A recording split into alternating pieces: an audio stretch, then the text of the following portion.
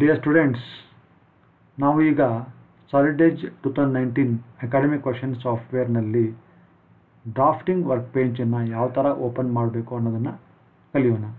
ಮೊದಲಿಗೆ ನೀವು ಈ ಸಾಲಿಡ್ಏಜ್ 2019 ಐಕಾನು ನಿಮ್ಮ ಡೆಸ್ಕ್ಟಾಪಲ್ಲಿ ಎಲ್ಲಿದೆ ಹುಡುಕಿ ನೋಡಿ, ಇಲ್ಲಿದೆ.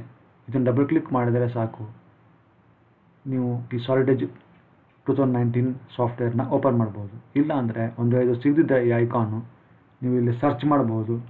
ಸಾಲಿಡ್ ಎಡ್ಜ್ ಅಂತ ಹೊಡೆದ್ರೆ ನೋಡಿ ಇಲ್ಲಿ ಬರ್ತಾ ಇದೆ ಆಲ್ರೆಡಿ.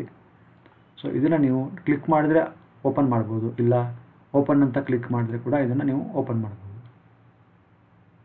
ನೋಡಿ ಈಗ ಈ ಸಾಫ್ಟ್ವೇರ್ ಓಪನ್ ಆಗ್ತಾ ಇದೆ. ಇದು ಅಕಾಡೆಮಿಕ್ ಪರ್ಪಸ್ಗೆ ಫ್ರೀಯಾಗಿ ಯೂಸ್ ಮಾಡ್ಬೋದು, ಆದರೆ ಕಮರ್ಷಿಯಲ್ ಪರ್ಪಸ್ಗೆ ಫ್ರೀಯಾಗಿ ಯೂಸ್ ಮಾಡೋಕ್ಕೆ ಆಗೋದಿಲ್ಲ. ಸೊ ಇಲ್ಲಿ ನೀವು ಅಂತ ಕ್ಲಿಕ್ ಮಾಡಿ, ಆಮೇಲೆ ಇಲ್ಲಿ ನೀವು ಅಂತ ಕ್ಲಿಕ್ ಮಾಡಿ, ಆಮೇಲೆ ಇಲ್ಲಿ ಎನ್ಸಿಮೆಟ್ರಿಕನ್ನು ಸೆಲೆಕ್ಟ್ ಮಾಡ್ಕೊಳ್ಳಿ. ಯಾಕಂದರೆ ಇಲ್ಲಿ ನಮಗೆ ಡೈಮೆನ್ಷನ್ಗಳು ಮಿಲಿಮೀಟ್ರ್ನಲ್ಲಿ ಇರ್ತವೆ, ಹಾಗಾಗಿ ನಮಗೆ ಮಿಲಿಮೀಟ್ರ್ ಬೇಕಾಗಿರೋದ್ರಿಂದ ನಾವು ಇದನ್ನು ಸೆಲೆಕ್ಟ್ ಮಾಡ್ಕೋಬೇಕು. ಆಮೇಲೆ ಎನ್ಸಿಮೆಟ್ರಿಕ್ ಡ್ರಾಫ್ಟ್ ಅಂತ ಇದೆಯಲ್ಲ, ಇದನ್ನು ಕ್ಲಿಕ್ ಮಾಡಿ, ಆಮೇಲೆ ಓಕೆ ಅಂತ ಕ್ಲಿಕ್ ಮಾಡಿದ್ರೆ ನಿಮಗೆ ಈ ಡ್ರಾಫ್ಟಿಂಗ್ ವರ್ಕ್ ಬೆಂಚು ಈ ಥರ ಓಪನ್ ಆಗುತ್ತೆ.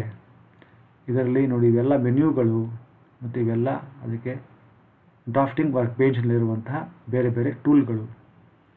ಇದು ನಿಮ್ಮ ಶೀಟು, ಡ್ರಾಫ್ಟಿಂಗ್ ಶೀಟು. ಸೊ ಇದರಲ್ಲಿ ಈ ಡ್ರಾಫ್ಟಿಂಗ್ ಶೀಟು 2 ಲೇಯರ್ಗಳಿಂದ ಮಾಡಿದೆ. ಒಂದು ವರ್ಕಿಂಗ್ ಲೇಯರ್ ಅಂತ, ಇನ್ನೊಂದು ಬ್ಯಾಕ್ಗ್ರೌಂಡ್ ಲೇಯರ್ ಅಂತ. 2 ಲೇಯರ್ಗಳಿಂದ ಇದು ಮಾಡಲ್ಪಟ್ಟಿದೆ. ಬ್ಯಾಕ್ಗ್ರೌಂಡ್ ಲೇಯರ್ನಲ್ಲಿ ಈ ಬಾರ್ಡರ್ ಲೈನು ಮತ್ತು ಈ 2 ಟೈಟಲ್ ಬ್ಲಾಕ್ಗಳು ಇರ್ತವೆ.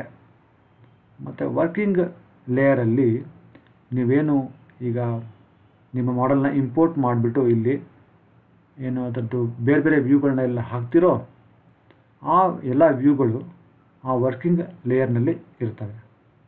ಸೊ ನೀವು ಈ ಬಾರ್ಡರು ಮತ್ತು ಟೈಟಲ್ ಬ್ಲಾಕನ್ನು ಚೇಂಜ್ ಮಾಡಬೇಕು ಅಂತಂದರೆ ವರ್ಕಿಂಗ್ ಲೇಯರನ್ನು ಇನ್ಆ್ಯಕ್ಟಿವೇಟ್ ಮಾಡಬೇಕು ಮತ್ತು ಬ್ಯಾಕ್ಗ್ರೌಂಡ್ ಲೇಯರನ್ನು ಆ್ಯಕ್ಟಿವೇಟ್ ಮಾಡಬೇಕು. ಸೊ ಆವಾಗ ಮಾತ್ರ ನೀವು ಈ ಟೈಟಲ್ ಬ್ಲಾಕ್ಗಳನ್ನ ಮತ್ತು ಈ ಬಾರ್ಡರ್ ಲೈನನ್ನು ನೀವು ಚೇಂಜ್ ಮಾಡ್ಬೋದು. ಒಂದು ವೇಳೆ ನೀವು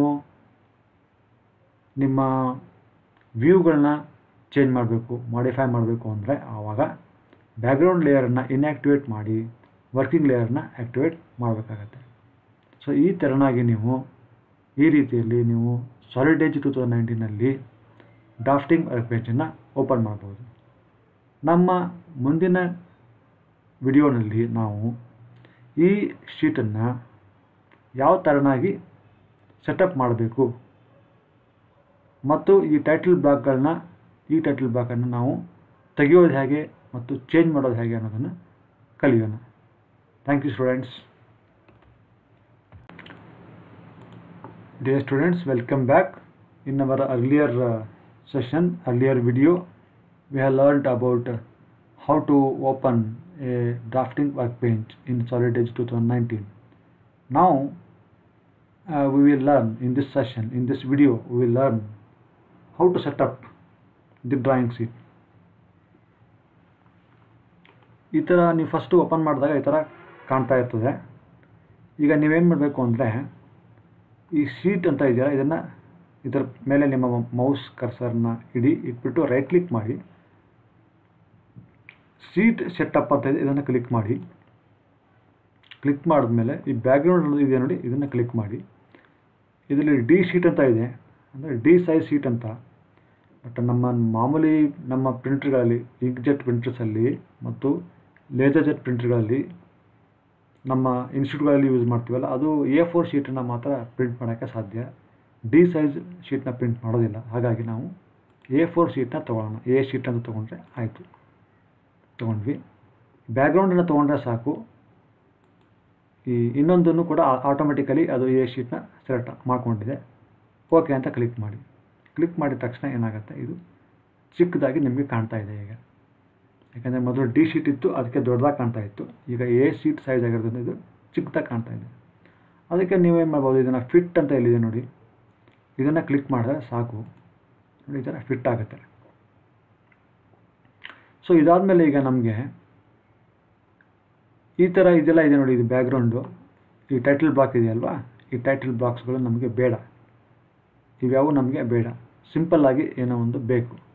ಸೊ ಅದಕ್ಕೆ ಏನು ಮಾಡಬೇಕು ಅಂದರೆ, ಈಗ ನೋಡಿ ಇದನ್ನು ಕ್ಲಿಕ್ ಮಾಡೋಕ್ಕೆ ಟ್ರೈ ಮಾಡಿ, ಕ್ಲಿಕ್ ಆಗ್ತಾಯಿಲ್ಲ. ಯಾಕೆ ಅಂದರೆ ಇದು ಈಗ ವರ್ಕಿಂಗ್ ಶೀಟು ಆನ್ ಇದೆ, ಬ್ಯಾಕ್ಗ್ರೌಂಡ್ ಶೀಟು ವರ್ಕಿಂಗ್ ಶೀಟ್ ಹಿಂದೆ ಇದೆ. ಹಾಗಾಗಿ ನಾವು ಏನಾದರೂ ಕ್ಲಿಕ್ ಮಾಡೋಕ್ಕೆ ಹೋದರೆ ಏನೂ ಕ್ಲಿಕ್ ಆಗ್ತಾಯಿಲ್ಲ. ಅದಕ್ಕೆ ನಾವೇನು ಮಾಡಬೇಕು ಅಂದರೆ, ಇವಾಗ ಬ್ಯಾಕ್ಗ್ರೌಂಡ್ ಶೀಟ್ನ ಆ್ಯಕ್ಟಿವೇಟ್ ಮಾಡಬೇಕು ಮತ್ತು ವರ್ಕಿಂಗ್ ಶೀಟ್ನ ಡಿಆ್ಯಕ್ಟಿವೇಟ್ ಮಾಡಬೇಕು.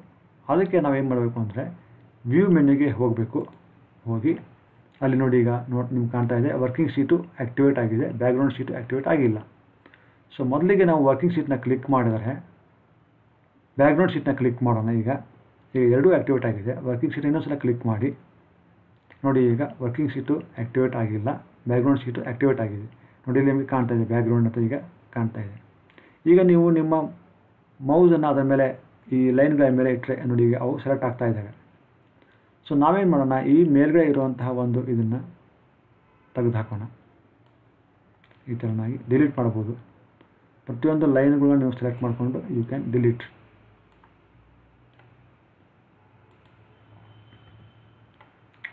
ಈ ಥರ ಮಾಡೋಣ.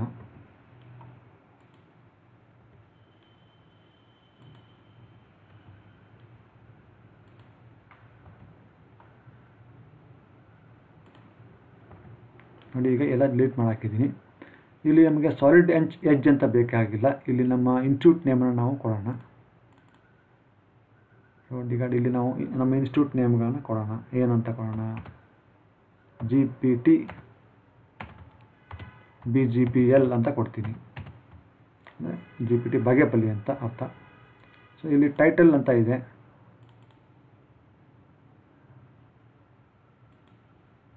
ಸೊ ಇಲ್ಲಿ ನಾವು ಇದನ್ನು ಕೂಡ ಡಿಲೀಟ್ ಮಾಡ್ಕೊಳ್ಳೋಣ. ಸೊ ಇದು ಕೂಡ ಡಿಲೀಟ್ ಮಾಡ್ಕೊಳ್ಳೋಣ ನಾವು, ನಮಗೆ ಬೇಡ. ಸೊ ಇಲ್ಲಿ ನಾವು ಟೆಕ್ಸ್ಟನ್ನು ಬರೆಯೋಣ. ನೋಡಿ ಇಲ್ಲೊಂದು ಏನೋ ಇದೆ, ಇದನ್ನು ನಾವು ಡಿಲೀಟ್ ಮಾಡ್ಕೋಬಹುದು.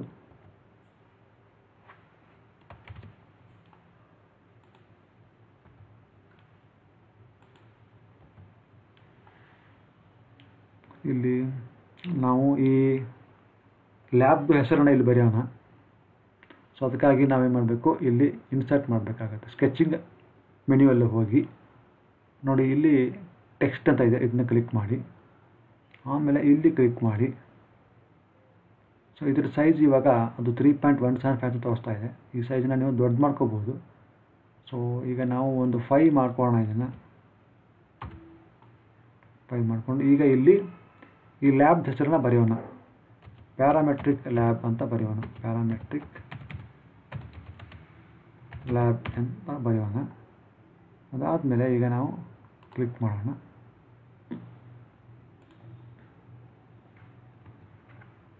ನೋಡಿ ಇದನ್ನು ನಾವು ಎಲ್ಲಿ ಬೇಕಲ್ಲಿ ಮೂವ್ ಮಾಡ್ಕೋಬೋದು ಅಲ್ವೇ. ಓಕೆ, ಈ ಥರ ಮಾಡ್ಕೋಬೋದು. ಅದೇ ಥರನಾಗಿ ಇವನ್ನೆಲ್ಲನೂ ನೀವು ಸ್ಟ್ಯಾಂಡರ್ಡ್ ಆಗಿ ನಮ್ಮ ಡ್ರಾಯಿಂಗ್ ಶೀಟ್ಗಳಲ್ಲಿ ಏನೇನಿರುತ್ತೋ ಅದನ್ನೆಲ್ಲ ಈ ಥರ ನೀವು ಇದನ್ನೆಲ್ಲ ಮಾಡಿಫೈ ಮಾಡ್ಕೋಬೋದು, ಚೇಂಜ್ ಮಾಡ್ಕೋಬೋದು. ಈಗ ಸದ್ಯಕ್ಕೆ ಇಷ್ಟಿರಲಿ. ಇದಾದಮೇಲೆ ನಾವೇನು ಮಾಡಬೇಕು, ಈಗ ಪಾರ್ಟ್ನ ಇಂಪೋರ್ಟ್ ಮಾಡಬೇಕು ಮತ್ತು ವ್ಯೂಗಳನ್ನ ಕ್ರಿಯೇಟ್ ಮಾಡಬೇಕು. ಸದ್ಯಕ್ಕೆ ಈ ವಿಡಿಯೋದಲ್ಲಿ ನಾವು ಈ ಶೀಟ್ನ ಯಾವ ಥರ ಸೆಟಪ್ ಮಾಡಬೇಕು ಅನ್ನೋದ್ರ ಕುರಿತು ಕಲಿತ್ಕೊಂಡಿದ್ದೇವೆ. ನಮ್ಮ ಮುಂದಿನ ವಿಡಿಯೋದಲ್ಲಿ ನಾವು ಈ ಶೀಟಲ್ಲಿ ಮಾಡೆಲ್ಗಳನ್ನ ಯಾವ ಥರ ಇಂಪೋರ್ಟ್ ಮಾಡೋದು ಮತ್ತು ಅದರದ್ದು ಬೇರೆ ಬೇರೆ ವ್ಯೂಗಳನ್ನ ಯಾವ ಥರ ಮಾಡೋದು ಅನ್ನೋದನ್ನು ಕಲಿಯೋಣ. Thank you students.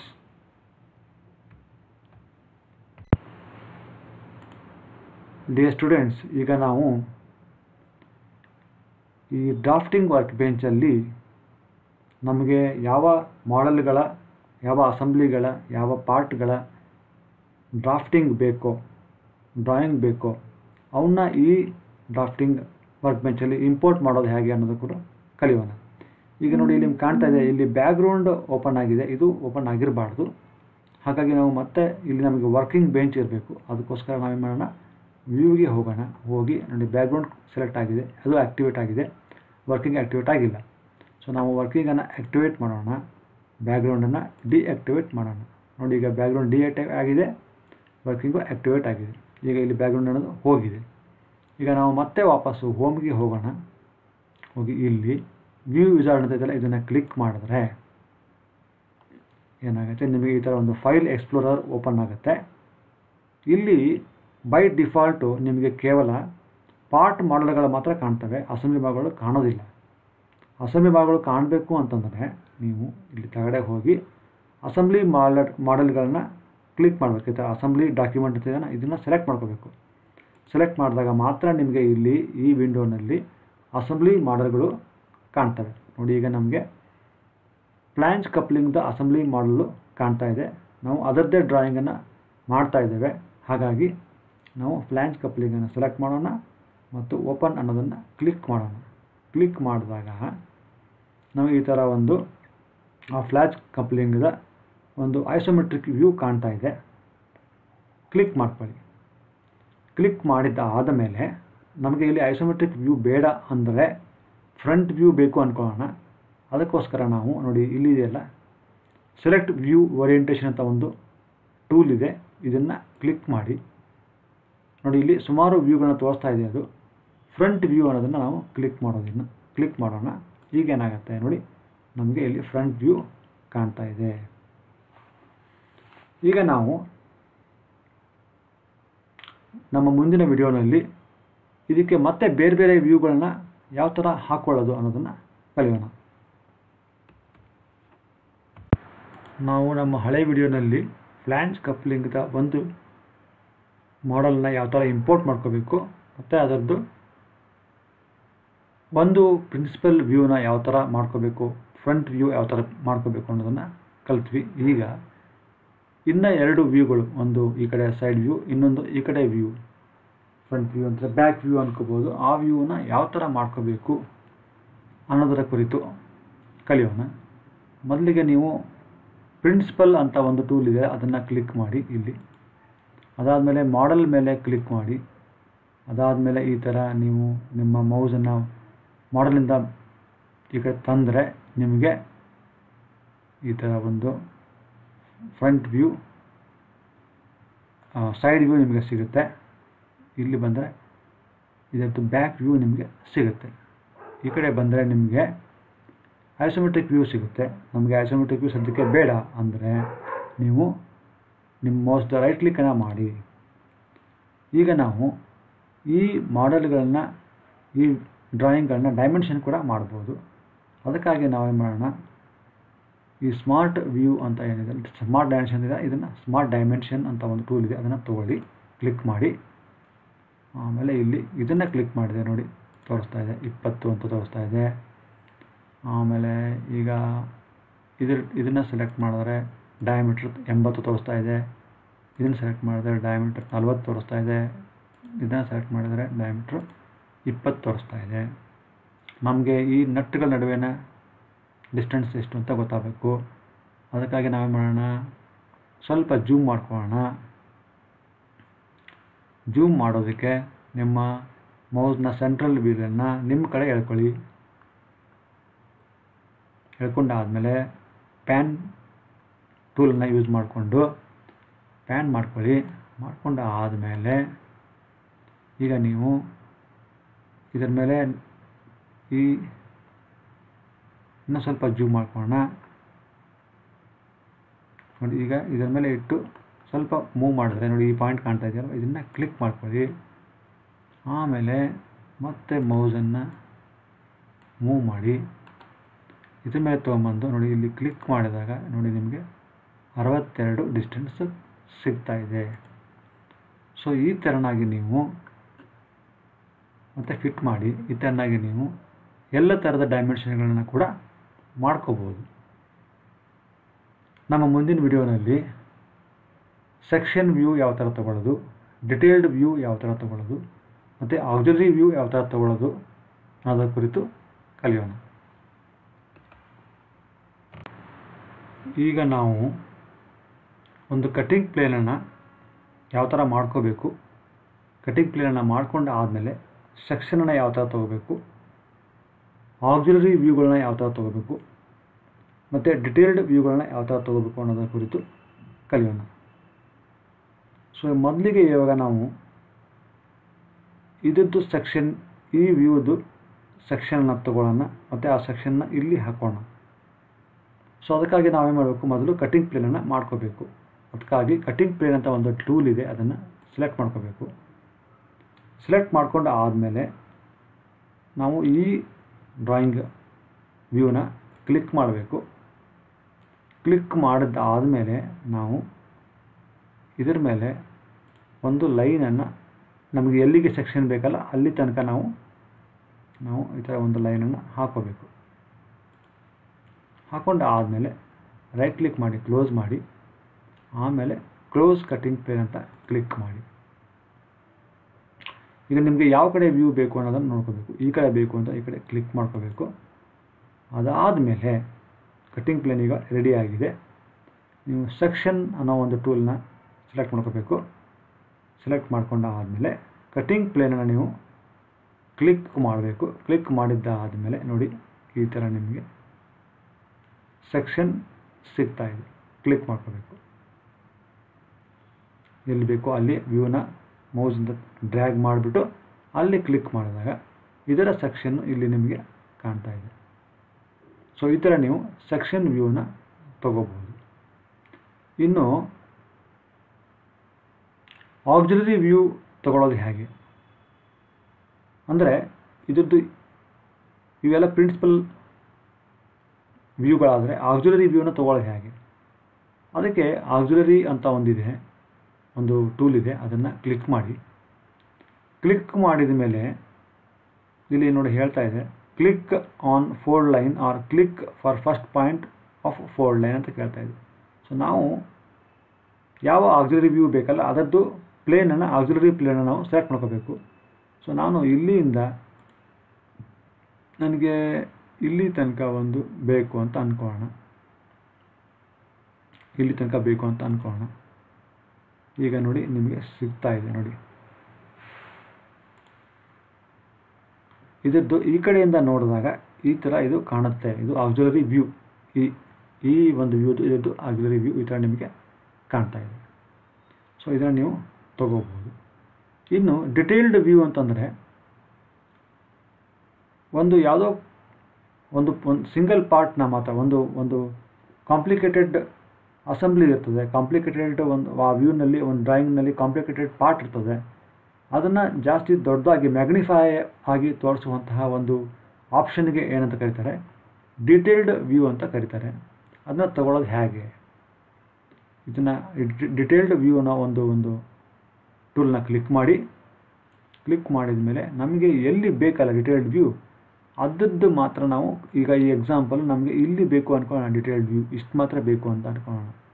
ಸೊ ಅದಕ್ಕೆ ನಾವೇನು ಮಾಡೋಣ, ಇಲ್ಲಿ ಒಂದು ಕ್ಲಿಕ್ ಮಾಡಿಬಿಟ್ಟು ಕ್ಲಿಕ್ ಮಾಡಿ ಅಲ್ಲಿ ಸರ್ಕಲನ್ನು ಹಾಕೋಬೇಕು. ಈ ಥರ ಒಂದು ಸರ್ಕಲ್ನ ಹಾಕೊಂಡ್ರೆ ಆಮೇಲೆ ಅದು ದೊಡ್ಡ ಸರ್ಕಲ್ ಇನ್ನೊಂದು ಬರ್ತದೆ, ಅದನ್ನು ನಾವು ಈ ಥರ ಕ್ಲಿಕ್ ಮಾಡಿಕೊಂಡ್ರೆ ಈಗ ನೋಡಿ ಇಲ್ಲಿ ಇಷ್ಟರಲ್ಲಿ ಏನು ಇದೆ ಅದನ್ನು ಇನ್ನೂ ಸ್ವಲ್ಪ ದೊಡ್ಡದಾಗಿ ಮ್ಯಾಗ್ನಿಫೈ ಆಗಿ ಇಲ್ಲಿ ತೋರಿಸ್ತಾ ಇದೆ.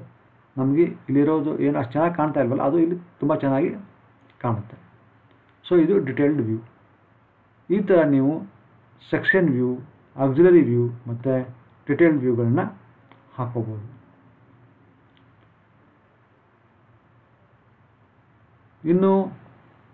ಇನ್ನೂ ಒಂದು ವ್ಯೂ ಇದೆ, ಅದು ಬ್ರೋಕನ್ ಔಟ್ ಅಂತ ಒಂದು ವ್ಯೂ ಇದೆ. ಅದು ಬೇಕಾದರೆ ಅದು ಏನು ಮಾಡ್ತಂದರೆ ಕಟ್ ಸೆಕ್ಷನ್ ಒಂದು ಮುಕ್ಕಾಲು ಪಾರ್ಟು ಅಥವಾ ಕಾಲು ಭಾಗ ಮಾತ್ರ ಕಟ್ ಮಾಡಿಬಿಟ್ಟು ಒಳಗಡೆ ಇರೋದನ್ನು ತೋರಿಸೋದಕ್ಕೆ ಈ ಬ್ರೋಕನ್ ಔಟ್ ಅನ್ನೋ ಒಂದು ಟೂಲ್ನ ನಾವು ಯೂಸ್ ಮಾಡ್ತೀವಿ. ಸೊ ಅದು ನೋಡಿ ಇಲ್ಲಿ ಕಾಣ್ತಾ ಇದೆ ನಿಮಗೆ ಸ್ಕೆಚ್ಚು ನೋಡಿ, ಇಲ್ಲಿ ಈ ಹೆಲ್ಪಲ್ಲಿ ತೋರಿಸ್ತಾ ಇದೆ. ಅದು ಆ ಥರ ಮಾಡೋದಕ್ಕೆ ಇದನ್ನು ಯೂಸ್ ಮಾಡ್ತಾರೆ. ಇಲ್ಲಿ ನಾವು ಈಗ ಅದನ್ನು ಮಾಡೋಕ್ಕೆ ಟ್ರೈ ಮಾಡೋಣ. ಸೊ ಈ ಬ್ರೋಕನ್ ಔಟನ್ನು ಸೆಲೆಕ್ಟ್ ಮಾಡಿ. ಸೆಲೆಕ್ಟ್ ಮಾಡಿದ ಮೇಲೆ ಯಾವುದದ್ದು ಬೇಕು ಅದನ್ನು ನಾವು ಸೆಲೆಕ್ಟ್ ಮಾಡೋಣ. ಇದನ್ನು ಬೇಕು ಅಂತ ಅಂದ್ಕೊಳ್ಳೋಣ, ಇದನ್ನು ಸೆಲೆಕ್ಟ್ ಮಾಡೋಣ. ಸೆಲೆಕ್ಟ್ ಮಾಡಿದ್ಮೇಲೆ ಈಗ ರೆಕ್ಟ್ಯಾಂಗಲನ್ನು ತಗೊಳ್ಳೋಣ. ನಾವು ಒಂದು ರೆಕ್ಟ್ಯಾಂಗಲನ್ನು 2 ಪಾಯಿಂಟ್ಸ್ ಆಪ್ಷನ್ ತಗೊಳ್ಳೋಣ. ತಗೊಂಡು ನಾವು ಇದನ್ನು ಕ್ಲಿಕ್ ಮಾಡ್ಕೊಳ್ಳೋಣ. ಈ ಥರ ಇಷ್ಟು ನಮಗೆ ಬೇಡ ಅಂತ ಅಂದ್ಕೊಳ್ಳೋಣ. ಕ್ಲಿಕ್ ಮಾಡಿದಾದ ಮೇಲೆ ಇಷ್ಟು ಪಾರ್ಟ್ ಇವಾಗ ಕಾಣೋದಿಲ್ಲ, ಇಷ್ಟು ಪಾರ್ಟ್ ಕಟ್ಟಾಗಿ ಹೋಗುತ್ತೆ. ಆ ಥರ ಇದು ಒಂದು ಆಪ್ಷನ್ನು. ಇದನ್ನು ಸೆಲೆಕ್ಟ್ ಮಾಡ್ಕೊಳ್ಳಿ. ಕ್ಲೋಸ್ ಅಂತ ಕ್ಲಿಕ್ ಮಾಡಿ. ಕ್ಲಿಕ್ ಮಾಡಿದ ಆದಮೇಲೆ ನೋಡಿ ನಮಗೆ ಎಲ್ಲಿ ತನಕ ಕಟ್ ಆಗಬೇಕು ಅನ್ನೋದನ್ನು ಇಲ್ಲಿ ತೋರಿಸ್ತಾ ಇದೆ. ಅದು ಇಲ್ಲಿಂದ ನಾವು ನಮಗೆ ಫುಲ್ ಇಷ್ಟು ಕಟ್ ಆಗಬೇಕು ಅಂತ ಅಂದ್ಕೊಂಡ್ರೆ ಕ್ಲಿಕ್ ಮಾಡಿ. ಅಷ್ಟು ಕಟ್ಟಾಗಿರ್ತದೆ. ಅದು ಎಲ್ಲಿ ತೋರಿಸ್ಬೇಕು ಅಂತ ಅದು ಕೇಳ್ತಾ ಇದೆ.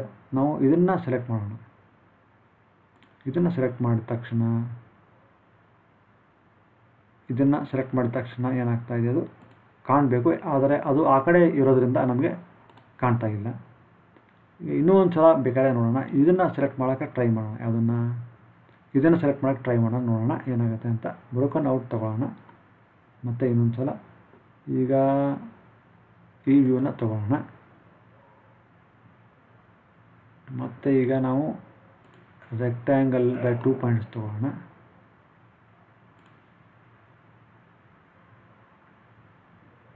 ಇಷ್ಟನ್ನು ಮಾತ್ರ ತೊಗೊಳ್ಳೋಣ. ತೊಗೊಂಡಾದ್ಮೇಲೆ ಕ್ಲೋಸ್ ಮಾಡೋಣ. ಈಗ ಮತ್ತೆ ನಾವು ಇಲ್ಲಿಂದ ಇಷ್ಟು ಫುಲ್ ವ್ಯೂ ತೊಗೊಳ್ಳೋಣ ಅಂತ ಅಂದ್ಕೊಳ್ಳೋಣ. ಅದಾದಮೇಲೆ ಈಗ ಈ ವ್ಯೂನ ನಾವು ಕ್ಲಿಕ್ ಮಾಡೋಣ. ನೋಡಿ ಇಲ್ಲಿ ನಮಗೆ ಕಾಣ್ತಾ ಇದೆ, ನೋಡಿ ಕಟ್ಟಾಗಿ ಹೋಗಿದೆ. ಇಲ್ಲಿ ಇದು ಕೂಡ ಸರಿಯಾಗಿ ಅಷ್ಟು ಕಾಣ್ತಾ ಇಲ್ಲ, ಬಟ್ ಆ ಕಡೆ ಕಾಣ್ತಾ ಇದೆ ನೋಡಿ, ಕಟ್ಟಾಗಿದೆ ಇಲ್ಲಿ. ಈ ಥರ ನೀವು ಬ್ರೋಕನ್ ಔಟ್ ವ್ಯೂನ ಮಾಡ್ಕೋಬೋದು. ಸೊ ಇಲ್ಲಿಗೆ ನಾವು ಪ್ರಿನ್ಸಿಪಲ್ ಪ್ಲೇನ್ಗಳನ್ನ ಯಾವ ಥರ ಮಾಡೋದು ಹೇಳ್ಕೊಟ್ಟಿದ್ದೀನಿ.